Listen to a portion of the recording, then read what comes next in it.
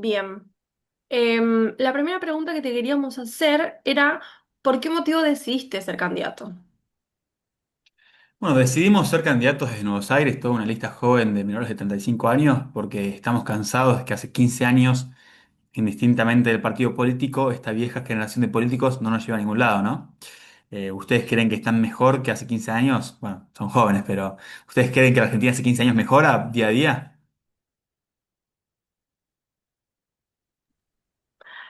Hay aspectos en los que no. Aspectos en los que no, y creemos que eso es porque los políticos que están hace 20 años dirigiendo este país están más ocupados en pelearse que ponerse de acuerdo en lo que este país realmente tiene que hacer y lo que realmente le hace falta para poder progresar y ser lo que siempre quisimos ser. Entonces, nace más de una vocación de ocupar esos lugares que hoy en día están siendo ocupados por personas que creemos no le hacen bien al país. Bien. Bueno, en relación a tus propuestas, ¿cómo esperás que mejore la provincia de Buenos Aires acá en los próximos años, digamos en corto plazo, y también cuál es la proyección a largo plazo? Buenísimo. Ahí en el corto plazo tenemos dos propuestas que buscan mejorarle la vida a la gente de entrada, que es bajarle el IVA a la canasta básica total. Creemos que nadie debería ser pobre por pagar un impuesto y eso es lamentablemente lo que pasa con el IVA a la canasta básica. Estamos viendo muchas familias que obviamente son pobres por el simple hecho de pagar un impuesto. Y eso es algo que no podemos tolerar en la Argentina del siglo XXI, del 2025, y por eso lo vamos a bajar. Después tenemos un pase mensual de sube ilimitado por 20.000 pesos, es decir, uno paga 20.000 pesos y viaja ilimitado en todos los transportes públicos.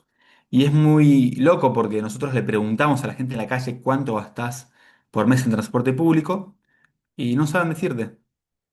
Entonces, eso es terrible porque las personas no pueden planificar su mes a mes. Les preguntás cuánto gastan de gas, te pueden decir, de electricidad, te dicen, pero de transporte público tienen que pensar cuántos viajes hacen por día, ponerse a hacer la cuenta, y algunas personas se dan cuenta, ah, pará, gasto 80.000 pesos por mes, cuando el salario mínimo vital y móvil es de 300.000 pesos, cuando un pase mensual en una ciudad europea es de $40.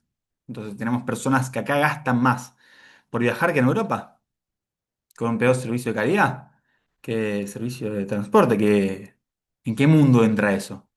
Nosotros creemos que eso es injusto, creemos que hay que mejorarlo, creemos que le va a mejorar la vida a la gente y creemos que es una política pública correcta, que se aplica en todos lados y el único motivo por el cual no se viene aplicando, ¿por qué es? Porque los políticos prefieren pelearse entre ellos y chicanearse que realmente en preocuparse cómo hacer políticas públicas de calidad.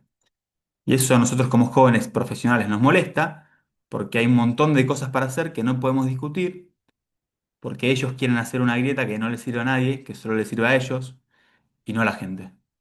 Entonces, por eso nuestra política, nuestras propuestas o nuestra campaña en realidad está enfocada en estos proyectos.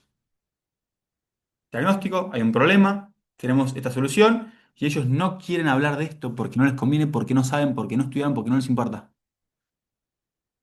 Nosotros lo sabemos, lo conocemos, lo estudiamos porque nos importa. No es porque un día nos levantamos y dijimos voy a leer política de transporte y voy a leer sobre urbanismo. No, vamos a leer transporte, vamos a leer de urbanismo, vamos a leer de políticas públicas porque me importa cómo después esto impacta en el territorio, me importa la gente, me importa la empleada doméstica que se levanta a las 6 de la mañana, va a trabajar en una casa, después a otra, después vuelve a la suya y se gasta la mitad de su sueldo en transporte público. Eso es lo que nos importa. Ahora, para solucionarlo, tenemos que entender bien cuáles son las problemáticas. Y eso solo se puede hacer si eh, se preocupa por analizar cómo se solucionan los problemas desde la teoría y desde la práctica de otros países del mundo. En el largo plazo esto solo es posible si suceden dos cosas en la provincia de Buenos Aires. Uno es la regionalización de la provincia en enfoques productivos. Hoy en día las secciones políticas no responden a las necesidades de la gente, es decir, cómo se organiza el poder de la Superintendencia de Salud, de la seguridad, de la basura, no responde a las secciones electorales. Entonces, los diputados provinciales no entendés bien a quién responden, los intendentes tampoco. Hay toda una estructura política que no le sirve a la gente porque se rompe un principio democrático muy fuerte que es esto está mal gestionado, voto en contra tuyo, quiero que venga una persona que lo haga mejor. Las secciones electorales de la provincia de Buenos Aires no están sirviendo para eso. La Constitución de la provincia de Buenos Aires plantea que se puede regionalizar, es decir, darle más autonomía y autarquía a las secciones electorales, a las regiones, y eso de alguna manera permitiría que la política se ordene con la política pública y eso se ordene con la voluntad de la gente, que es el voto. Entonces, lo que, en definitiva, todas estas palabras que dije, que por ahí no significan nada, se resumen en algo muy simple. Queremos devolverle el poder a la gente para que saquen a los gobernantes que no sirven. Pero la regionalización nos va a permitir después desarrollo productivo y una estrategia productiva. Porque no es lo mismo la matriz productiva de Bahía Blanca, que la de Tandil, que la de Junín, que la de La Barría, que la de San Nicolás de los Arroyos, que la de Mar del Plata. Y entonces pensar en clústeres, digo, en pensar en algo muy simple, que es que cuando ciertas industrias están cerca, tienen mayor probabilidad de éxito por tres motivos principales. Pensémoslo. Cuando hay... ¿Alguna vez alguna fue a 11? ¿Qué fueron a comprar? Ropa, Telas, ropa. insumos, sí, Sí, cosas Bueno, de cotillón. ahora, cuando van a 11, ¿qué ven? ¿Están todos los locales cerca o no? sí. ¿Por qué? Por tres motivos principales. Para el consumidor le sirve, ¿por qué? Porque puede comparar rápidamente precios y calidades. Entonces se baja un costo de comparación de compra. Para los proveedores, para los que ofrecen, bajan costos logísticos porque el camión que reparte las telas las reparte todas ahí. Todas las telas se empacan en un solo lugar. Segundo, cuando tienen que contratar vendedores, los vendedores ya están acostumbrados a ir ahí, digo, es una zona de trabajo de vendedores de tela. Después, eso a su vez hace que bajen los costos de equiparar trabajadores con oferta laboral. Y tercero, innovación, es decir, todas las personas que se van moviendo de un lado a otro van innovando en cada lugar que se van moviendo y eso hace que haya mejores técnicas de ventas o de prácticas profesionales en ese rubro. Pasa algo muy parecido con las regiones. Entonces, hay regiones que son agroganaderas, otras que son industriales, como San Nicolás de los Arroyos. Entonces, sirve que haya política industrial en San Nicolás de los Arroyos específica para un polo logístico, un puerto, una ruta, y el Estado ahí puede trabajar mucho mejor en esa integración económica. Porque el Estado tiene que hacer cosas, el Estado tiene la responsabilidad de cuando privado no se puede coordinar, o el presupuesto es tan grande, de hacer algo. Porque hay obras que el privado no va a hacer por dos motivos. Porque beneficiaría a tantos privados, a tantas empresas que no se pueden poner de acuerdo en cuánto poner cada una. Imaginemos un río, ¿no? Que cruza toda una provincia, el río Salado, que claro, le mejora la productividad 600 productores. Y cuando se tienen que poner de acuerdo, bueno, ¿cuánto tiene que poner cada uno para una inversión de 1.200 millones de dólares? ¿Se van a poner de acuerdo? Número dos, cuando aún si se pusieron de acuerdo en poner la plata, la inversión sería tan grande que no la podrían hacer. Entonces, ¿qué hacemos? ¿No hacemos nada? ¿Dejamos que se inunden los campos? No.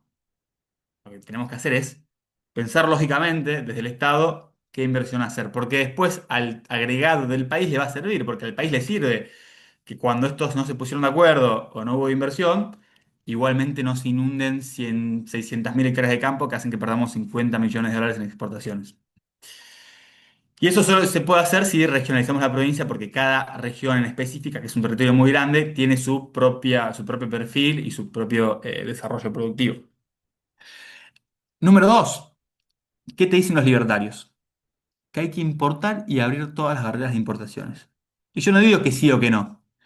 Lo que yo te digo es cómo vamos a hacer lo mismo para los demás países del mundo. ¿Cómo vamos a hacer que los demás países bajen sus barreras arancelarias hacia nosotros y para arancelarias con nosotros? ¿A quién le vamos a exportar los próximos 30 años?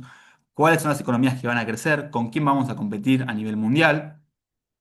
¿Y cómo vamos a hacer que eso tenga un objetivo muy claro, que para mí lo tengo clarísimo, que es que todo este marco normativo y estructural y desarrollo económico del país haga que más chicos tengan un plato de comida en la casa, que más chicos puedan dormir sin un piso de tierra, con un piso de cemento y sin que se les inunde la casa?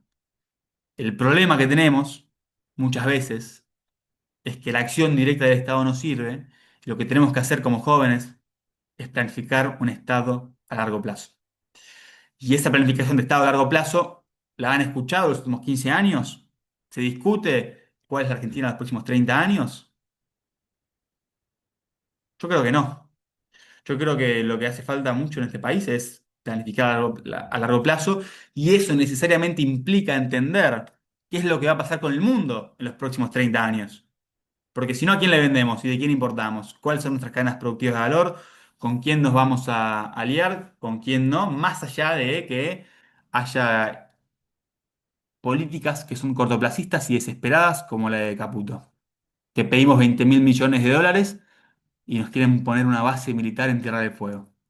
¿Por qué Estados Unidos quiere poner esa base militar? ¿Qué intereses tiene? ¿Qué está mirando los próximos 30 años? ¿Qué intereses defiende? ¿De qué empresas? ¿Con qué objetivo?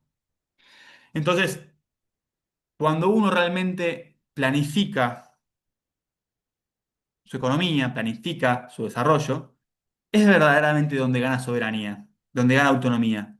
Porque si los libertarios, sí, perdón, Perdón, Sixto, te corto un segundo. puede cortarme. Nosotros tenemos algunos ejes en la aplicación y en los perfiles de cada uno de los candidatos que nos gusta abordar y no habíamos podido encontrar mucha información sobre vos y sobre alguna propuesta de relaciones internacionales. Me gusta que estés entrando en cuestiones de soberanía y en cuestiones de largo plazo y pensar un poco geopolítica, ¿no?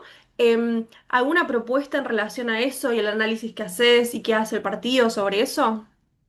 Nosotros creemos que la CICE hoy en día como está, que es la Agencia de Cooperación Internacional y Comercio Exterior de Argentina, no sirve. Y no sirve porque nos comparamos con países del resto de la región como Chile y estamos muy atrás. Lo que proponemos es una agencia de exportación diferente a la de hoy en día, que se parezca más a ProChile.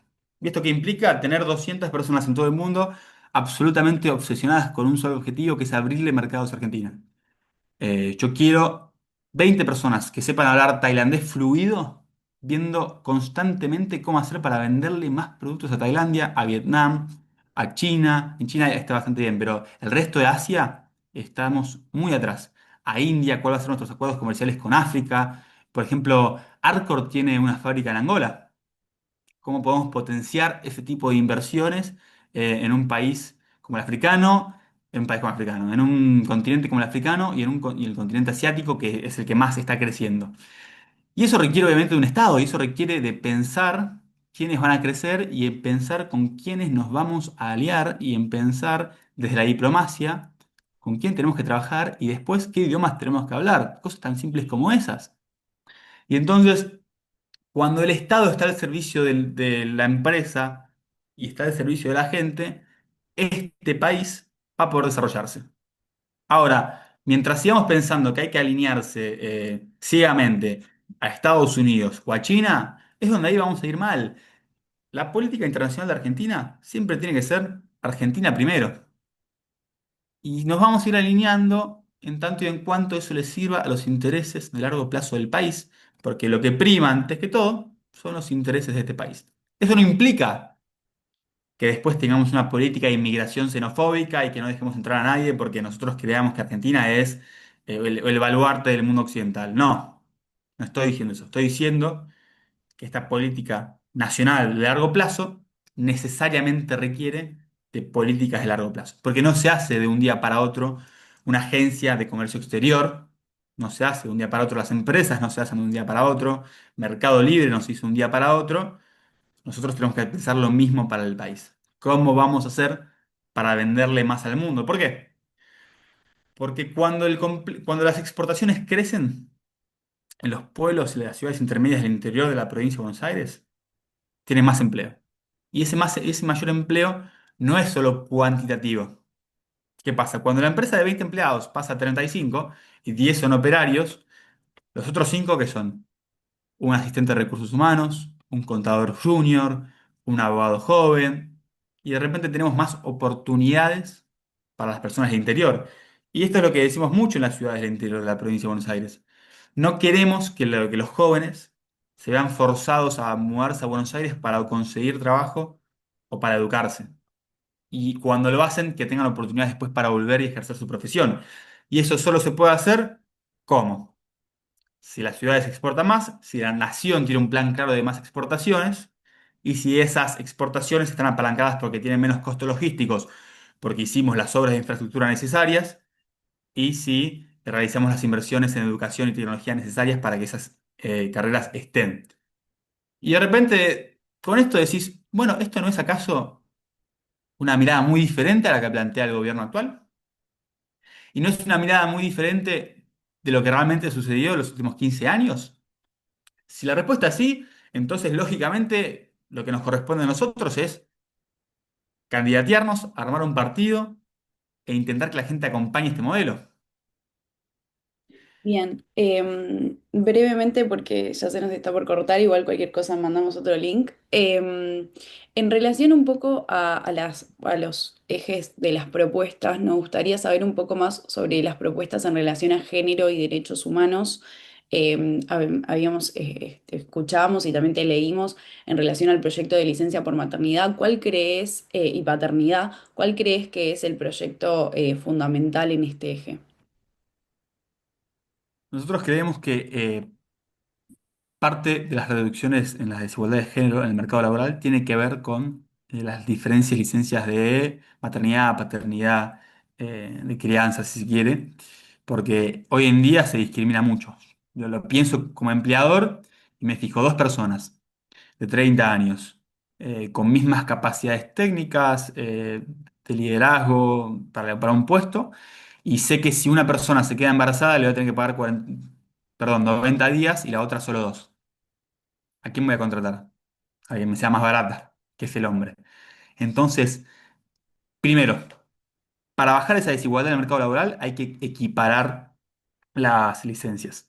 Segundo, para sacar el rol de la mujer como la principal encargada de las tareas de cuidado, tenemos que después justamente equiparar las licencias. Porque ¿cómo yo después puedo justificar que que las tareas de cuidado tienen que ser equitativas si a una persona le doy 90 días y a la otra le doy 42? Yo como Estado le estoy diciendo, no, no, el rol de la mujer es cuidar al hijo. Bueno, 2025, no va más eso. Las tareas de cuidado tienen que ser equitativas. Y eso solo se puede hacer si desde el Estado obligamos o le damos la oportunidad que se tomen las mismas licencias durante los mismos tiempos para que esas tareas de cuidado sean repartidas equitativamente. Entonces son dos las motivaciones principales. Primero, la equidad económica, si se quiere. Segundo, la equidad cultural y social de realmente decir estas tareas son equitativamente distribuidas. Otro proyecto de ley que tenemos planteado tiene que ver con la violencia, es aumentar levemente es el artículo, el inciso I del artículo 4, el inciso 4 del artículo 84 creo que es de lesiones por motivos de odio y género y orientación sexual, aumentar las penas ahí en lesiones, pero además que haya una compensación económica. Muchas veces se dice, bueno, ¿de dónde sale la plata para todos los cursos de género y todo eso? Bueno, ¿sabes de dónde va a salir? Va a salir de todos los violentos que lastiman a los demás por motivos de odio, género, racismo, discriminación sexual, que paguen ellos el daño que le hacen a la sociedad, porque cuando una persona comete este crimen, lo que está diciendo implícitamente es que lesionar a alguien por motivos de género, de raza o de orientación sexual está bien. Y entonces lo que tenemos que hacer es primero que estén un poquito más de tiempo en la cárcel, segundo que compensen y que paguen a la sociedad para eliminar este tipo de discriminación. Y entonces, el curso de género, ¿sabes dónde sale? De todos los violentos. Bien, perfecto, genial. Y bueno, la última para cerrar, queríamos saber cuál era específicamente, un poco estuviste hablando de este tema, pero tu rol en lo que es el partido, ¿sí? En qué vas a estar especializado vos? ¿Cuál va a ser tu rol dentro del partido? Mi rol dentro del partido es liderar el partido en el conurbano. Otra propuesta que tenemos es unificar el AMBA en un solo distrito. Hoy en día tenemos 43 personas gobernando un mismo territorio con mismas funciones. Tenés 40 intendentes haciendo urbanismo, un jefe de gobierno haciendo urbanismo, un gobernador haciendo urbanismo. Tenés 40 intendentes haciendo transporte, un gobernador haciendo transporte, un jefe de gobierno haciendo transporte, un presidente haciendo transporte con los trenes. Digo, es una ciudad sola, ¿Cómo es una ciudad sola? Porque la gente se despierta en un barrio, va a trabajar a otro y después vuelve a su casa todos los días. Y después la trama urbana es una sola. Vos agarrás Libertador y hasta Tigre durante 30 kilómetros hay una misma cantidad de casitas que están unas al lado de la otra. Lo mismo para la Richera y lo mismo para la General Paz. Entonces, cuando la ciudad es una sola, ¿por qué gestionarla de 43 formas diferentes? ¿O acaso ustedes dividirían a la ciudad de Buenos Aires en 15 municipios? Bueno, entonces, ¿por qué dividir a todo Buenos Aires en 43 municipios, una provincia, una ciudad autónoma y en una empresa de agua nacional, otra empresa de transportes nacional que gestionan todos, en definitiva, la misma cosa? ¿No es raro ese esquema de gobernanza? Y ahora, ¿por qué en realidad me preocupa todo esto? Porque el laburante se despierta a las 7:30 de la mañana y el tren le llega tarde. Hay zonas donde todavía no hay cloacas porque la empresa nacional decidió desinvertir. Hay mal urbanismo y hay déficit de viviendas porque los 40 municipios no se ponen de acuerdo en sus códigos urbanísticos. Eso hace que los desarrolladores no construyan viviendas para la gente. Y entonces de repente veo que muchos problemas tangibles de la gente que a mí, Sixto Cristiani, me molestan y por eso estoy en política, son causa y consecuencia de una estructura normativa, legal, política que no funciona. Y entonces, nuestro trabajo es explicar por qué vos estás llegando tarde a tu trabajo. Es porque en 1880, cuando Roca le gana a Tejedor y federaliza la ciudad de Buenos Aires, y en el 94, cuando Alfonsín acuerda con Menem y mantienen esa barrera o ese límite administrativo, vos estás llegando tarde y cómo lo tenemos que cambiar. Es un desafío y es justamente lo que ningún político te dice, porque de vuelta, ¿qué les interesa? Mantener su poder, mantener sus kioscos y estar ahí como figuras públicas. Y eso a nosotros no nos interesa, venimos a cambiar realmente la vida de la gente y para eso requerimos tiempo, requerimos entender las problemáticas y requerimos de todo el apoyo posible porque es difícil, no es fácil, pero ahí vamos a estar para llevarlo adelante. Muy bien, Sixto, muchas gracias. Invitamos a todas las personas que ven estos videos a poder encontrar las distintas propuestas de Sixto Cristian en nuestra aplicación en Politeia.